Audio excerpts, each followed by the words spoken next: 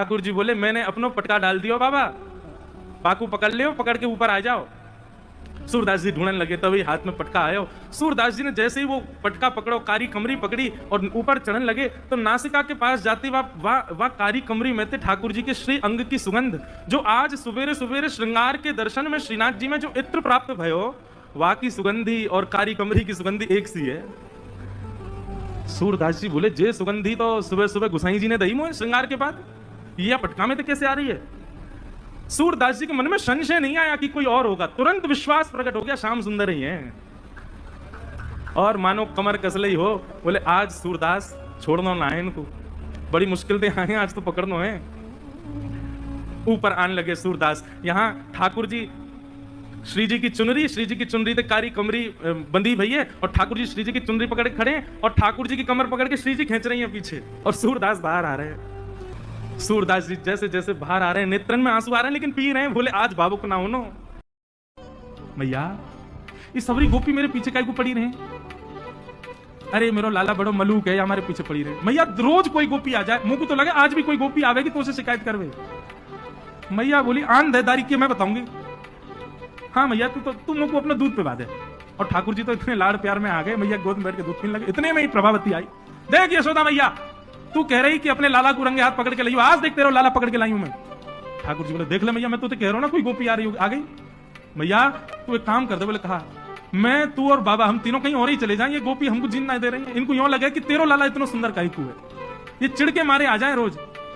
मैया बोली लाला तू पीछे खड़ो रहे यार, गोपी तो मैं देख के आऊं। मैया नीचे गई। कहा बात क्यों चिल्ला रही है घूंघट में?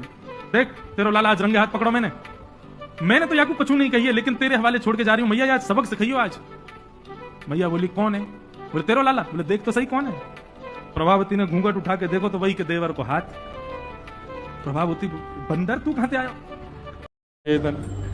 रोहिणी मैया को देख देख करके रोन लगे। रोहिणी मैया आई तुरंत लाला को लेकर के, अरे मेरो लाला, अरे ना कछु ना चेंटी काट गई लाला।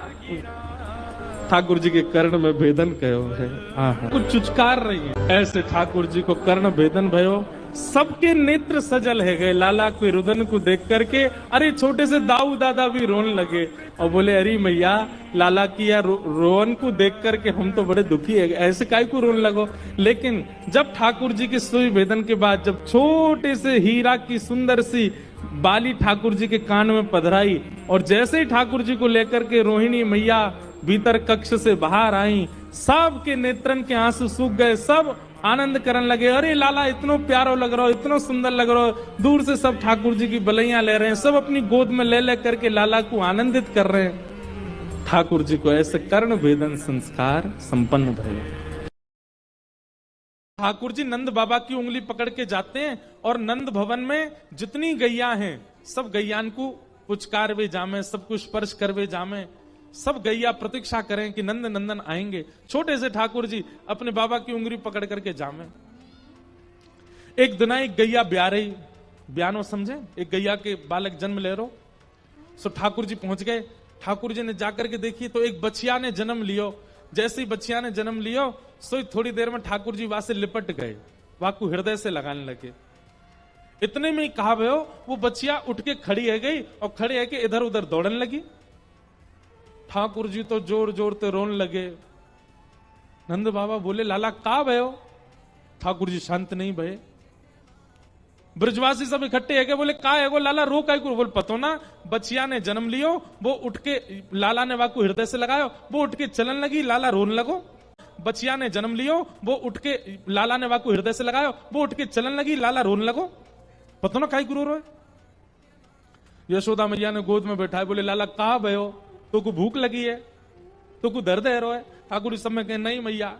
और रो रो के पूरा काजल है सब भारी कर लियो, अपने केस खोल लिए, और महाराज विचित्र सो वेश बना लियो, कभी यहां पे गिरे कभी वहां गिरे, रोमे सो रोमे।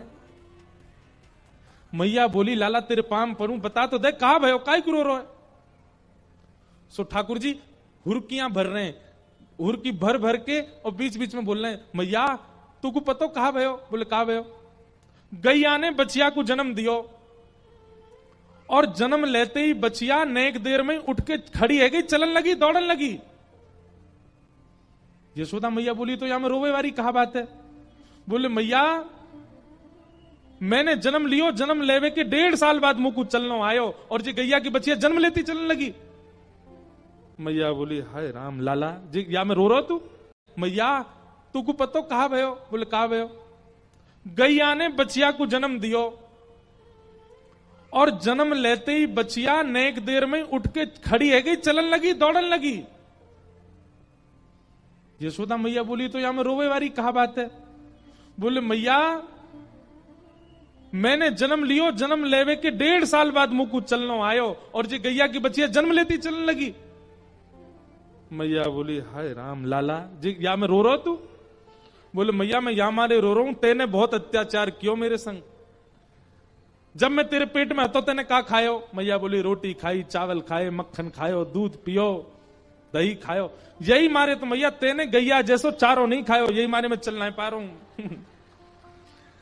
देख बाबा जा मैया ने मेरे संग कैसो कियो, मैं चल नहीं पा रहा हूं। सब ब्रजवासी सिर पकड़े बैठे, बताओ पूरा घर इकट्ठो है गो और लाला या बात पर रो रहा है कि वो 1.5 साल लगे चलवे में हो, गैया की बच्चिया उठती चल। एक गोपी यशोदा मैया के पास आई, मैया ते आके बोली मैया मेरे घर में आज पूजन होएगा। मैया बोली अच्छा तो मैया आपके गौशाला में सुरभि गाय है और सुरभि गैया का जो गोबर है ना, उस गोबर में से एक अद्भुत सुगंधी आती है, तो मेरा मन है कि आपकी सुरभि गैया को गोबर में अपने घर ले जाऊं और वही को चौका करूं, तब पंडित जी आके वैदिक मंत्र बोले और अनुष्ठान होएगा घर पे। आपकी आज्ञा हो तो मैं सुरभि को गोबर ले जाऊं। मैया बोली ये कोई पूछवे की बात है? अरे गोबर कोई पूछ के लिए होते घर? लेकिन ये सारी बातें ठाकुर जी सुन रहे थे भीतर खड़े खड़े। ठाकुर जी निकल के बाहर आए, मैया जी तेने कहा कियो? मैया बोली कहा भयो? तेने वह गोपी को कैसे कह दे कि तू गोबर ले जा? मैया बोली लाला तू भी ऐसी बात करे, तू तो ऐसे यहाँ पूछवे आगो जैसे वो सोनो ले जा रही हो, चांदी ले जा रही हो, रत्न ले जा रही हो। अरे मैया तू बहुत बोरी है, तू जाने ना है, तो को पता हो 33 कोटि देवता गैया में रहे में? बोले हाँ। बता लक्ष्मी कहाँ रहे वे? यशोदा मैया बोली लक्ष्मी तो गोबर में रहे। तो बोले तेने अपनी घर की लक्ष्मी दे दी, दूसरी गोपी है और यूं कह रही है सोनो तो दियो ना, चांदी तो दियो ना। मैया जा घर में गैया को गोबर ना गिरे ना, वहां घर से लक्ष्मी चली जाए और तेने अपनी घर की लक्ष्मी दे दी वाह, मैं तो ना ले जान दूंगा। यशोदा मैया हंसन लगी, अच्छा तो तू जा, तू गोपी से बात कर ले। रात्रि में बिस्तर पर बैठ करके राम जी के नेत्रों से मोटे मोटे आंसू गिर रहे हैं और वहां कौशल्या और दशरथ जी के आंसू निकल रहे हैं। क्यों? बोले सोनी ना दे रो लाला। रात में राम जी अपने कक्ष में सोते हैं, लेकिन ठाकुर जी तो नंद बाबा यशोदा मैया के बीच में सो में। अब जबरदस्ती कौशल्या मैया और दशरथ जी के बीच में सो गए ठाकुर जी। कौशल्या मैया दशरथ जी दोनों जैसे ही सोए तो कौशल्या मैया की चोटी और दशरथ जी की दाढ़ी पे गांठ बांध दी ठाकुर जी। बोले अब आनंद आवेगो। थोड़ी देर में दशरथ जी उठे तो यहाँ कौशल्या जी की चोटी खींचे, दशरथ जी की दाढ़ी खींचे और ठाकुर जी ताली बजा में आनंद आ गयो, आनंद आ गयो, आनंद आ गयो। कौशल्या मैया भूली, बोले ये राम तो नहीं कर सकते। तभी बैठा करके धीर गंभीरता से जैसे ही ठाकुर जी के मुख की ओर देखा तो कभी इधर नेत्र घुमाते हैं, कभी इधर नेत्र घुमाते हैं, कभी नीचे देखते हैं, कभी कहीं देखते हैं। अचानक से कौशल्या मैया ने कह करके पुकारा कृष्ण। जैसे ही कृष्ण कहा तुरंत ठाकुर जी बोले हाँ मैया। बोले ओहो ये तो अदला बदली हो गई है, अरे ये हमारे राघव जी नहीं है, ये तो उनके लाला आ गए, ये गोपाल जी आ गए हमारे संग। और मैया देख आज मैं तेरे सामने फल खरीद के लाऊंगा। बोली जा, मैं भी तो देखूं कैसे जाएगा।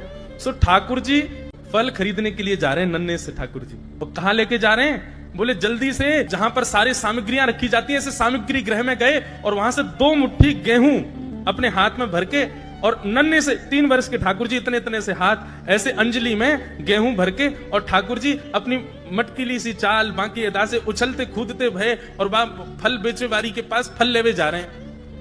यशोदा मैया एक झांक करके एक तरफ से ठाकुर जी की इस लीला को देख रही है। अब कूदते भाई ठाकुर जी जा रहे हैं, जितने गेहूं लिए, कितने गेहूं आए होंगे ठाकुर जी के हाथ में? ज्यादा से ज्यादा आए होंगे 25-30 और वो यूं उछलते उछलते गए, सब गिर गए। अरे कोई आम ले लो, सेब ले लो, अमरूद ले लो कहती हुई जैसे ही जा रही थी तभी उसकी दृष्टि पड़ी एक गली में और वो गली जा रही थी नंद भवन की ओर। नंद भवन से नन्हे से बालक, नन्हे से सांवरे सलोने ठाकुर जी, छोटी सी धोती पहनी है, हाथन में पद्म राग के कड़ूला पहने हैं, गले में कौस्तुभ मणि पहनी है, सुंदर घुंघराले केशन को गूंथ करके यशोदा मैया ने ऊपर सुंदर मोतीन से लड़ बांध करके वहां में एक मोर पीछ लगायो भयो है। नन्हे से ठाकुर जी इतनी व्याकुल भरी दृष्टि से देख रहे हैं उस फल बेचने वाली को कि कहीं चली ना जाए, वहां से पहले मैं जाके आते फल ले लूं। अरे कोई आम ले लो, सेब ले लो, अमरूद ले लो कहती हुई जैसे ही जा रही थी तभी उसकी दृष्टि पड़ी एक गली में और वो गली जा रही थी नंद भवन की ओर। नंद भवन से नन्हे से बालक, नन्हे से सांवरे सलोने ठाकुर जी, छोटी सी धोती पहनी है, हाथन में पद्म राग के कड़ूला पहने हैं, गले में कौस्तुभ मणि पहनी है, सुंदर घुंघराले केशन को गूंथ करके यशोदा मैया ने ऊपर सुंदर मोतीन से लड़ बांध करके वहां में एक मोर पीछ लगायो भयो है। नन्हे से ठाकुर जी इतनी व्याकुल भरी दृष्टि से देख रहे हैं उस फल बेचने वाली को कि कहीं चली ना जाए, वहां से पहले मैं जाके आते फल ले लूं। ठाकुर जी के उस रूप को देखते ही वो फल बेचने वाली वहीं रुक गई, देखने लगी सुंदर से ठाकुर जी को। ठाकुर जी बाके सामने जाके खड़े है गए, उसने अपने फल की डलिया नीचे रखी, ठाकुर जी फल देख रहे हैं कौन से लेने हैं। अब उंगली करके ठाकुर जी कह रहे हैं जीवारो दे दो, जीवारो दे दो, ये दे दो, ये दे दो, करते करते करते पूरी डलिया ही कह दी, बोले सबरी दे दो। गोपी बोली अरे लाला ये सब ऐसे ही ले जाएगो, कछु देगो ना मुको, अरे ऐसे ना मिलो करे कछु देनो पड़े। रात्रि को महात्मा के स्वप्न में आए और स्वप्न में आकर के बोले सुनो सुबह होते ही हमको ले जाओ और हमको वो सदन कसाई के पास छोड़ के आओ। महात्मा बोले वहां प्रभु मांस बेचता है, वो आपको तोलता है, तोलने के लिए भार बना करके रखता है, आप उसके यहां क्या करेंगे। ठाकुर जी कह रहे हैं हम जितना कह रहे हैं उतना करो बस। बोले नाथ ये तो वेद विरुद्ध हो जाएगा, ये तो शास्त्र विरुद्ध हो जाएगा, मैं आपको कैसे वहां छोड़ के आ सकता हूं। आपको वहां क्या सुख मिल रहा है, वो शुद्ध नहीं, पवित्र नहीं, उसका स्थान अच्छा नहीं, मांस विक्रय करने वाला व्यक्ति, महापापी व्यक्ति, वहां क्यों जाना है आपको। ठाकुर जी बोले कहीं पर हमको स्नान करने में सुख मिलता है, कहीं हमको सिंहासन पर बैठने में सुख मिलता है, कहीं भोजन करने में सुख मिलता है, कहीं माला पहनने में सुख मिलता है, सदन कसाई के हमको लुढ़कने में सुख मिलता है। उसके तराजू में जब वो तराजू से तोलता है तो हम इधर उधर लोटपोट होते हैं, हमको उसमें बहुत आनंद आता है, हमको छोड़ के आओ उसके पास ही। ठाकुर जी कैसे उठे, उठते पट दूध पियो। यशोदा मैया जब तक दूध को पात्र मुंह होते ना लगा दे तब तक ठाकुर जी आंख ना खुले, जब मुंह में दूध चलो जाए तब ठाकुर जी आंख खोलें, और फिर दूध खत्म होते ही रोने लग जाए, क्यों, तुरंत लड्डू खवाओ, तब ठाकुर जी की शुरुआत हो गई दिन की। ऐसे हमारे ब्रज के लाला, यशोदा मैया के लाला देख तू तो सो रहा है, और देख वहां बलराम सबरी गैयान को लेकर के वन में जा रहा हो चरावे, और तो को छोड़ के जा रहा हो यहीं पे। जैसे ही ठाकुर जी ने सुनी बलराम जी गैया लेके जा रहे हैं चरावे, सोए ठाकुर जी ने चदरिया हटाए दी, उठ करके दौड़े गौशाला की ओर, जाके देखी सबरी गैया गौशाला में बैठी हैं, बलराम जी नंद बाबा के पास बैठे, सोई ठाकुर जी रोन लगे। इतने में ही मैया ने गोदी में बोली अब तो लाला उठ गए हो, अब तो तू उठ गए हो, चल अब तेरा मुंह धो दूं। सोई मुंह धुवा के मैया दूध पिवावे, नाश्ता करावे, ऐसे उठे ठाकुर जी। रानी जी की जेठानी आई, बूढ़ी बड़ी जेठानी। अब जैसी जेठानी आई तो नंद रानी बोली अरे कन्हैया, ओ लाला यहाँ पे आ, देख तेरी बड़ी अम्मा आई है, जल्दी प्रणाम कर। और ठाकुर जी अपने नेत्र खोल के बड़े बड़े नेत्रन से नीचे से ऊपर तक देख रहे हैं। यशोदा मैया बोली लाला कहाँ देख रहे हो। ठाकुर जी बोले मैया तू यूं कह रही बड़ी मैया आई है, बड़ी अम्मा आई है, मैं यूं सोच रहा हूँ कहाँ से बड़ी है, या को मुंह भी छोटा सा, या के हाथों छोटे से, या के पामों छोटे, या को पेटों छोटा सा, जे बड़ी कहाँ से है। लाला ऐसी बात ना करो, करे बड़ी अम्मा आई है प्रणाम कर। ठाकुर जी छोटे छोटे से हाथ, छोटे छोटे से पाम, ऐसे पैर छूनी नहीं, ठाकुर जी दंडवत लेट गए जमीन में, और अपनी छोटी छोटी उंगलीन थे बड़ी अम्मा के पाम के अंगूठा उंगलीन को ऐसे कुरेद रहे हैं ठाकुर जी प्रणाम कर रहे हैं। अब ठाकुर जी के उंगली के स्पर्श है ही बड़ी अम्मा के तो इतना प्रेम उमड़ो, अम्मा ने उठाए करके ठाकुर जी अंक सो लगाए लिए, अंक सो लगाए के बोली अरे मेरो लाला, अरे मेरो कन्हैया, मेरे लाला के रोम रोम के ब्याह है जाए, इतने ब्याह हो मेरे लाला के कि खूब सारी बहू आ जाए घर में। भगवान रोज कहते थे वन भोज के लिए सब लोग अपने घर से सामग्री लाओ, श्रीदामा कल अपने घर से सामग्री लेके आना। तो श्रीदामा के यहाँ बेचारे के यहाँ 3 दिन पहले पुरानी बासी कड़ी रखी थी, अब वो उसको कैसे लेके जावे। बोले लेके जाऊंगा तो कन्हैया मानेगो ना, जबरदस्ती मेरे हाथ से छिना के खा जाएगो, और यदि वो खावेगो तो खट्टी कड़ी खा के वाको स्वाद बिगड़ जाएगो। इतने में ही मधुमंगल ने वो बासी कड़ी को हंडी ठाकुर जी को दिखाई। बोले लाला मेरे यहाँ 3 दिन से कछु बनो ना है, ये बासी कड़ी है, लेकिन ये मैं तो को दे ना सकूं। क्यों, बासी है, खट्टी है, तू खाएगा तो तेरा स्वाद बिगड़ जाएगा। अब तो ठाकुर जी जिद करने लगे, पीछे दौड़े, आगे आगे मधुमंगल दौड़े, बोले लाला जिद मत करे, मैं तो को ना पवाऊंगा। इतने में ही जोर से दौड़ करके मधुमंगल दूर गया और एक पेड़ पर चढ़ करके संपूर्ण वो कड़ी का हंडी मुख से लगा करके पीने लगा, और पूरी कड़ी पी करके और फिर नीचे उतर के आया। ठाकुर जी अपने कमर पे हाथ रख के खड़े, बोले मुंह को कड़ी क्यों ना दी तेने। बोले बासी है, खट्टी है, या हमारी नहीं दी। ठाकुर जी मुस्कुराने लगे, लेकिन मधुमंगल मुझको तो कड़ी मिलेगी। बोले कहां से मिलेगी, अब तो बची ना है। तभी ठाकुर जी ने मधुमंगल के मुखमंडल को पकड़ा, तो जब उसने कड़ी पी तो उसकी नासिका पर, उसके ओष्ठ के ऊपर जो कड़ी के बिंदु थे, जो कड़ी लगी थी, मुखमंडल को समीप लाके लाल जी अपनी जीभ निकाल के उसके मुखमंडल को चाटने लगे और उसके मुख की कड़ी का स्वाद ले रहे। मधुमंगल के नेत्रों से अश्रुधार बहने लगे। अपने हृदय से लगा लिया ठाकुर जी। ललता विशाखा दोनों गई। ठाकुर जी अपनी गैयान ने समेट रहे, चर के वापस ले जा रहे नंदगांव। इतने में ललता विशाखा आती ठाकुर जी को दिख गई। ठाकुर जी भी मुंह फेर के चल रहे हैं, बोले कहीं ना पता चल गई है मुंदरी की। ललता सामने जाकर खड़ी है गई। ठाकुर जी बोले कहा है? ललता सीधी बोली दे दो। ठाकुर जी बोले मुंह पे ना है। बोले कहाँ ना है? बोले जो तू मांग रही है वही ना है मुंह पे। बोले कहाँ मांग रही हूं मैं? बोले मुंह का पता। तो तुमने ऐसे कैसे कह दी मुंह पे ना है? बोले तूने मुझे सीधी कैसे कही दे दो? बोलती कि फलानी वस्तु दो तो मैं कहता हूं वो फलानी वस्तु मुंह पे ना है, तू भी करिए दे दो तो मेरे की मुंह पे ना है। देखो कन्हैया हमें सब पता है, तुम्हारे पास है। ठाकुर जी बोले मुंह पे ना है। बोले कहा? बोले जो तू मांग रही है तू बता, का ले आई है? अरे सीधी बात है, किशोरी जी की मुंदरी ना है हाथ में, वाय ले आई हूं। मुंदरी? कौन सी मुंदरी? मुंह कछु ना पता। और सुन, तू बार बार बेर बेर कछुई चीज चोरी होते बरसाने में कोई की बचिया चोरी है जाए तो नंद के लाला नहीं चुराई है। सब चीजों को आरोप मुंह पे ही लगावे। चल चली जाए यहाँ से। ललता विशाखा बोली देखो हम राजी राजी मांग रही हैं, नहीं तो हम पे गैर राजी मांगनो भी आवे। बोले तू गैर राजी मांग के तो दिखा। अति सुंदर पूतना बन के आई, पता चली राक्षसी बना दी मैंने। ललता विशाखा बोली देखो हम राजी राजी मांग रही हैं, नहीं तो हम पे गैर राजी मांगनो भी आवे। बोले तू गैर राजी मांग के तो दिखा। अति सुंदर पूतना बन के आई, पता चली राक्षसी बना दी मैंने। ने कहा तुम्हारी गरज है, ने कहा तुम चेहरा तेने एक सुंदर सी हो, तुमने लाज रख लो अपने रूप की, नहीं तो मैं पूतना बनानो जानू मैं। ललता विशाखा बोली हम चली जाएंगे, हमें कछुना चाहिए, केवल एक कही हमारी बात मान लो। ठाकुर जी बोले कहा ये जो तुमने अपनी कमर पे फेंटा बांध रखो ना, या खोल के दिखाओ एक बार, या खोल दो हम तुरंत चली जाएंगे। ठाकुर जी बोले अरे कैसी बात करे, तो पता है मैं ब्रह्मांड बैठो पूरा, ये खोल दिया तो प्रलय आ जाएगा, पृथ्वी पाताल स्वर्ग सब मिल जाएंगे, ब्रह्मा औंध हो गिरेगा पृथ्वी पे, या ना खोल सकूं मैं, यहाँ ब्रह्मांड बांध रखो मैंने। ललता विशाखा बोली हमारी श्री जी संभाल लेगी, एक भ्रकुटी टेढ़ी करेगी सब ब्रह्मांड स्थिर रह जाएगा, तुम खोलो यार। ठाकुर जी बोले मैं ना खोलूंगा, और रही बात तो फिर श्री जी के पास चलो, उन्हीं के सामने निर्णय होगा, क्योंकि ठाकुर जी जाने श्री जी बड़ी भूरी हैं। ठाकुर जी 2 आंसू निकालेंगे सोई श्री जी पिघल जाएंगी। ठाकुर जी बोले अब तुम जिनके यहाँ आई हो उन्हीं के पास चलो, वही न्याय दिलाएंगी।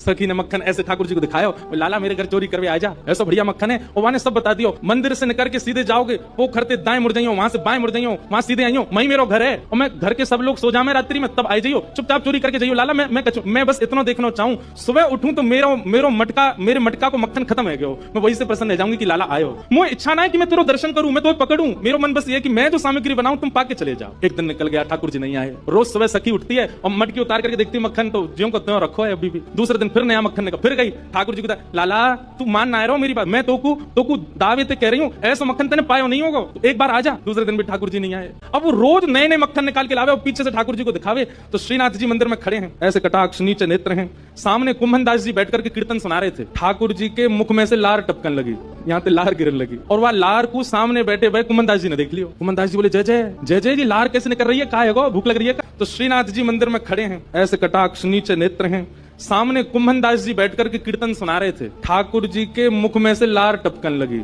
यहाँ पे लार गिरने लगी, और वह लार को सामने बैठे भाई कुंभन दास जी ने देख लियो। कुंभन दास जी बोले जय जय जय जय जी, लार कैसे निकल रही है, कहा है भूख लग रही है का। तो ठाकुर जी तो कुंभन दास जी से बात करते थे।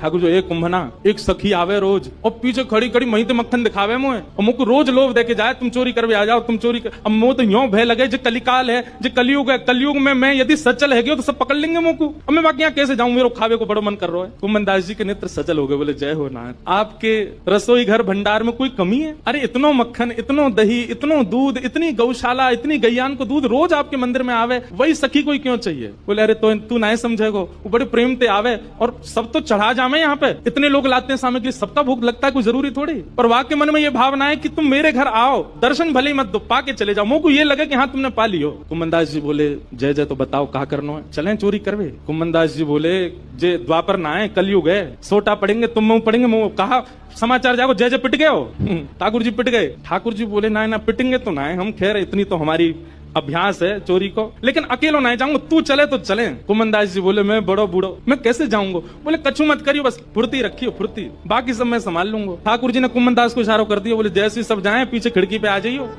नेक्सी सी लाली कौन हो आप? किशोरी जी कह रही हैं हम नेक्सी से, तुम बहुत बड़े हुए हैं, तुम भी नेक्सी से ही हो। छोटी सी किशोरी थी, छोटे से लाला, और ठाकुर जी बड़ी तोतली वाणी है, बड़े मधुर बन के गए हैं। तुम्हारा नाम कहा है, कौन की लाली हो तुम? पहले तो मैंने तुम्हें कभी देखो ना, यहाँ पे कहां से आई हो, नेक अपने बारे में बताओ। किशोरी जी देख रही हैं ठाकुर जी, और किशोरी जी क्या कह रही हैं, हम यहाँ काय को आवेंगे, हमारो आवे को यहाँ कोई ऐसा कारण नहीं है। हमारे भानु बाबा की पौरी बहुत बड़ी है, पौरी मतलब हमारो जो आंगन है, हमारो जो महल है वो खूब बड़ा है, हम तो वहीं खेलती रहती हैं, हमें यहाँ आवे की जरूरत नहीं है। ठाकुर जी बोले आप तो ऐसे कह रही हो जैसे यहाँ आके आपकी गरिमा कम है गई हो। अरे भैया पता है कि तुम्हारे बाबा को बहुत बड़ा महल है, बहुत बड़ा सब आंगन है, सब चीज ठीक है, तो आपने परिचय दियो नहीं, नाम बताया नहीं, सीधे कह रही हो कि हम यहाँ क्यों आएंगे, हमारे तो बाबा कोई महल है। अरे तो बड़ा तो वहीं रहो, यहाँ आका को गई हो। और वैसे यहाँ आवे में दिक्कत का है, काय को ना आओ आप यहाँ पे खेलवे। पहले तो मैंने आपको देखो नहीं, किशोरी जी कह रही कहा बताऊं, मैंने एक छोरा के बारे में सुनी है यहाँ। ठाकुर जी बोले कौन सा छोरा? बोले नंद जी को ढोंटा, ढोंटा माने छोरा, नंद जी को लाला, बाकी बारे में मैंने बहुत सुनो है। ठाकुर जी ने आराम में अच्छा कहा सुनो बाकी बारे में? बोले करत फिरत माखन की चोरी, करत फिरत माखन की चोरी। बोले हम तो वही के डर के मारे नाम है,